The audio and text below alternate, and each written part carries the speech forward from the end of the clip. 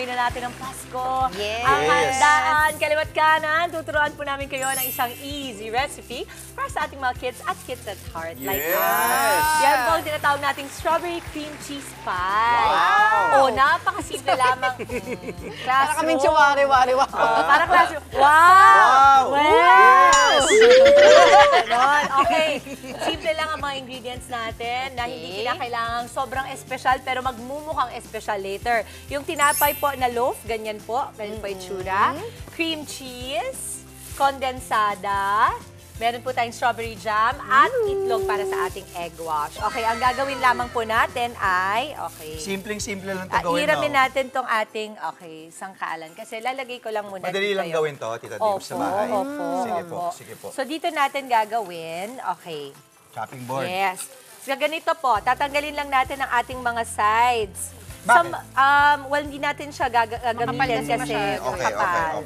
Okay. And also, ay, wag nyo itong itatapon na kasi pwede rin yan gawing bread pudding. Yan. Okay. Tapos, kuha pa tayo. Anong mga paborito nyong mga handa kapag Pasko? Dami Na, dessert? Dessert. Oo, ano ba? Well, di ba, yung mga mango sago, fruit salad, ano pa? Ganun din. Ako, simple lang yung mga leche flan, graham. Mango graham. Mga cake, cake and cheesecake. Okay. Habang nagkikwentuhan kayo, pipipiin lang natin yan. Yes. Okay. So, ganyan. Napakadali nito. Actually, masaya itong gawin kasama ang mga kids. Tama. Oo, kasi it doesn't need any special ingredients other than, well, ang pinaka-special na nga dito ay yung cream cheese. Cream cheese na. Okay, Actually, so, pasok din yan, Mami Dims, dun sa mga Christmas party ng mga kids. Na mga potluck, diba? Pwede nila dalhin. Okay. Ito na yung contribution nila. Yeah. Okay. Ikaw daw, itry Ako, mo. okay. Naku, sure ba kayo dyan?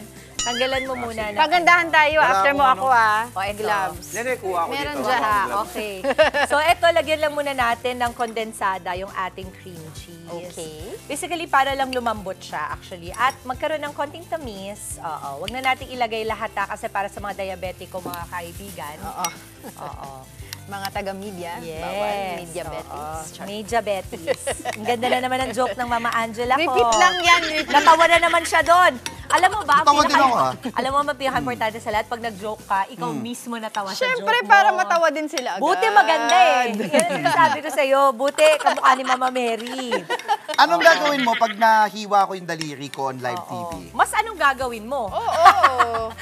Papatulong sa'yo. That's why, pag daw, di ba, Mami Dims, pag naghihiwa ka, don't do this. Yung ganito. Okay. Yan, tinuruan ka na. May natutunan ako ngayon. Natutunan ko lang yan kay Diego. So, habang nandiyan ka, lalagyan ko na to.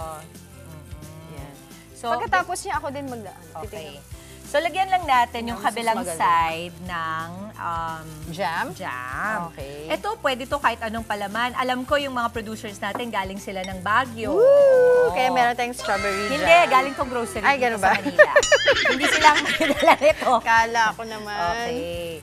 Tapos, we're going to put a little bit of the cream cheese and the the side. Yes, Okay.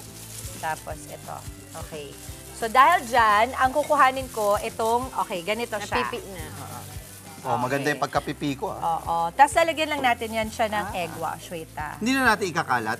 Hindi, wag mo ikakalat. Kasi pie siya dapat siya gano'n. Okay. Nasaan yung pang-brush natin? Ito. Yan. Okay, Mama Angela, ganito lang siya. Yung egg wash, ilalagay lang natin sa gilid. Okay. Pang-seal, ano? Pang-seal lang. At Parang saka di lumabas pampagolden. yung diba? Medyo strawberry. nag-golden siya. Yan. Okay. Mama Angela naman daw. Can I try? Go! Okay.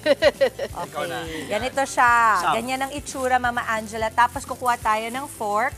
And to seal it, we're just going to do this. Okay? Ganyan siya. Sige, Mama, go. Napipicture ko na yung ating Yung goal. itsura. Yung goal here. Yan. Very, very easy lang siya. Tapos what we're going to do after, eto, Andy, pwede mong gawin yan. Actually, di ba, meron din kasi iba-ibang flavor ng jams. Like, there's blueberry, mango jam, orange marmalade, ganyan.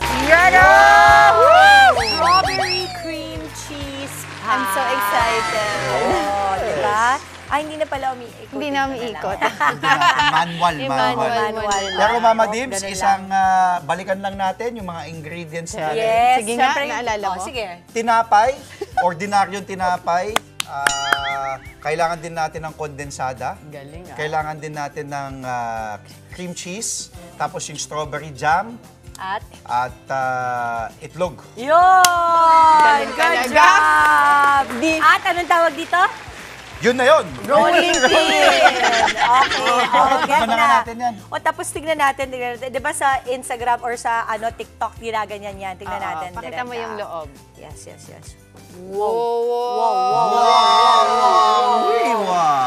Wow! Sarap! Okay, tikman na natin. Tikman na natin. I love it.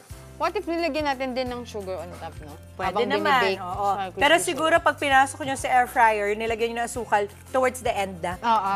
Kasi magiging Ang better sarap. yan pag medyo mapait na yun. Pasok na pasok Tama po ka, to. ma'am. Pwedeng baon ng ating mga chikiting. Alam mo, na-realize ko nga, itong parang idea na to ng pie, pwede mong lagyan ng tuna na may mayonnaise sa loob, pwede rin siya ng Iba-iba, no? peanut butter and jelly, pwede rin na kesong puti. Tama. Oo, tapos Ham and coco cheese. jam.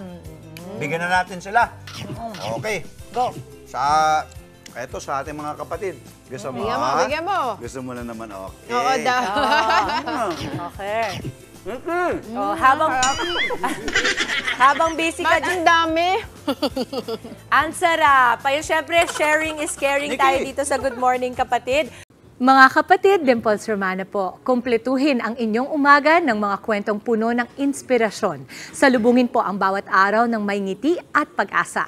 Kaya't mag-subscribe na po at mag-follow na sa aming social media pages ng News 5.